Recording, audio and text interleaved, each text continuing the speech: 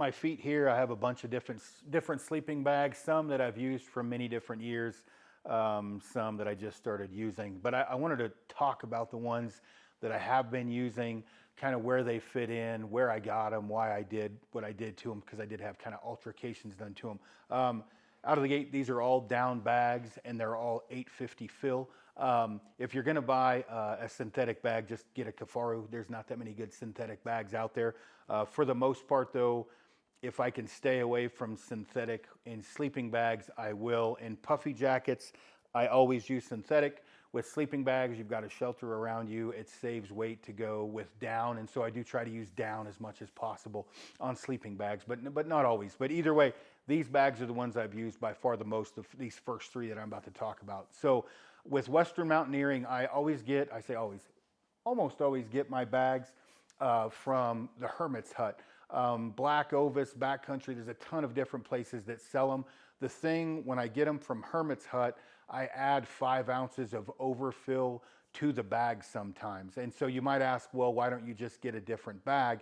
I do it because of the circumference of the bag that I order fits me really well. I'm bigger upper body, and so with these bags, the shoulder width fits me really well, and it may just be the design. So the right here, this is actually, so this is the Alder. The Alder, the Alpine Lite, and the Badger all have a 62 to 64 inch girth on the shoulder. So anyway, the first one I'm going to talk about, this is the Alder. They also make one called a Sycamore that's kind of like this. I don't use a hood a lot with a sleeping bag generally. I have a beanie hat on, and so with this is a very lightweight. It's just under 2 pounds before I added the overfill bag. It's a 25 degree bag, but with the overfill, I'm probably at 20 or less degrees. I've slept in this bag in some really cool stuff. I got this in the 6'6" version, even though I don't need that. And that's because if I need to tuck my fat head inside, I've got a little bit more length. So this will actually unzip totally, and you can use it as a quilt if needed, meaning I can unzip the bottom if I want to look like Humpty Dumpty and walk out to piss with my bag on. I could. I've never used that feature. But I have used it as a quilt or a blanket. If it's super hot, I open this thing all the way up. And again, I've pushed this thing to the extreme limits. I don't know how many nights I have in this. It's a shitload. I've had really good luck with this bag. I've had this bag, I think, for 7 years now. And I got this one and the Alpine Lite at the same time. So Western Mountaineering, Alder, they have a Sycamore that's like this. The digits on this thing, 580 bucks, but you're going to add some money for the 5 ounces of overfill. It's 1 pound, 15 ounces for the 6'6" version. And again, this one is a little bit heavier than that because of the 5 ounces of overfill and a little bit more money. The next one, I've used that 7 years ago I started to use it, that Alder. This I've used since 2010-ish. This Alpine Lite, this forever was my summer early season bag. I use, this one's newer, it's 7 years old. I updated them, but this bag is awesome. I've used it a crap load. This is an extreme light, so the outer shell isn't quite as durable. Having said that, I've never ripped one. The digits on this one, it's a 6-footer, it's 2 pounds, it's $650.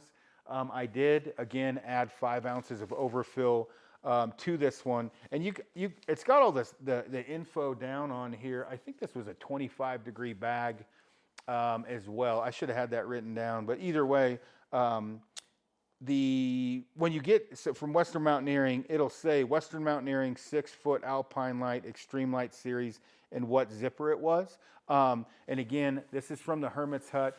And I added overfill to this bag. This one, again, I don't know how many nights I have in this, but these two bags are what I have used for almost all of my backpack hunts through September and even into October. They are expensive. Any good bag is, but it's been really good for me. All right. Next one, this is the Western Mountaineering Badger. They make this in a Gore-Tex Windstopper outer shell as well as the microfiber outer shell. This one here, you can see, you probably can't see this, all of these say overfill on them. from the hermit's hut. And then this one I've used so much, all of the shit is worn off of it. You can only see where it says overfill. I've had this bag since 2012, probably 13. I've had a ton of nights in this. I can sleep down in this down to 0 degrees. The digits on this one, this is a 6-footer. It's 2 pounds, 6 ounces. It's $750.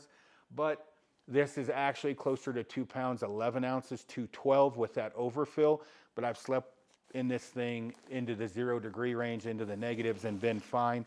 I don't take this that often anymore. I push my bags to the outer limits as far as I can because I just don't want to carry the damn weight. So I go with as light a bag as possible, and I'll just layer up a little bit. Having said that, this bag has saved my life on many occasions. I've slept in this thing in some pretty crazy Arctic conditions.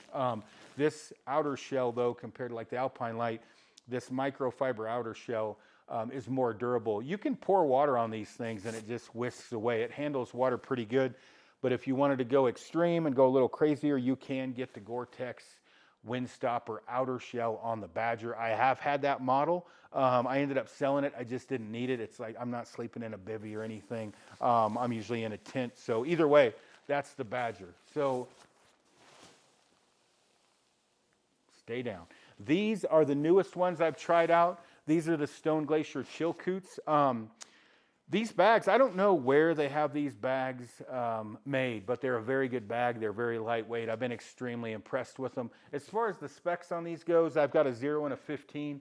$6.99 for the 0, $6.49 for the 15, 2 pound 10 ounces for the 0, and 2 pounds 3 ounces for the 15. The one thing I'll add to that is with the Stone Glaciers, these come in one length, which is 6'6", or these are 6'6". So, you know, keep that in mind. Obviously, the weight actually is a lot closer to the Western Mountaineerings when you figure out that extra length in with these. I've only slept in these a few times. I don't have the nights in these that I do in the Western Mountaineerings, but they've been really good bags. They cut the zipper a little bit short, which I wish most sleeping bag companies would do, because you just don't need that extra zipper length. That saves a little bit of weight. Again, they've been good. I don't have any issues with them. I'd have no problem using these like I have the Western Mountaineerings. The one thing I do want to add as I'm playing with sleeping bags here, when you go to buy a sleeping bag, I've talked about this on podcasts a bunch. If you're a really big dude and you get a bag that is too small of circumference, you're pushing against that loft or that insulation and you're flattening that out. And so you're basically going to lose your loft and you're going to get cold. In reverse, if you're a smaller guy and you're sleeping in a really big bag, it takes longer for your body heat to heat that bag up because it's got all that extra dead space in it. So you want to make sure and you get a bag that fits you correctly, circumference and lengthwise. If you get a bag that's too short, my dog's going crazy over there. If you get a bag that's too short and you're pushing against the foot box, same thing, your feet are going to get cold.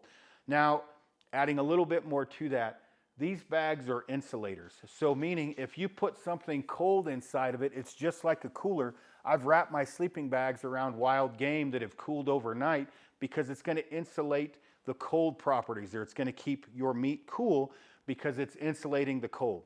When it's hot, it's going to keep the heat inside. There's not anything magical in these bags that makes you warm up other than your body heat. So stay hydrated. You don't want to piss all night, but stay hydrated. That'll help keep you warm, especially your feet. And then get warm before you get in the bag at night.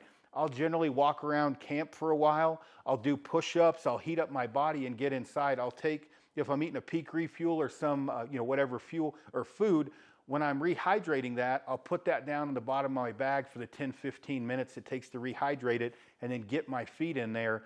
Same, you have wet or damp socks. Do not wear those to bed. Get those things off you. Wrap a puffy around your feet if you need to. But, you got to give the bag the best chance it has to succeed. So if you're one of those guys that gets in your bag cold and then you get online and you type a review and this bag sucked, I was cold in it. If you're a jackass and you get in the bag cold, there's not little ninjas in there that are going to heat it up. You got to give your bag the best chance it has to succeed for you. Get in the bag warm, stay hydrated, and that'll help out a lot, and make sure the bag fits you according to your length and your width or girth if you're too short for your weight. So make sure that you do those things, and any bag you use will be good.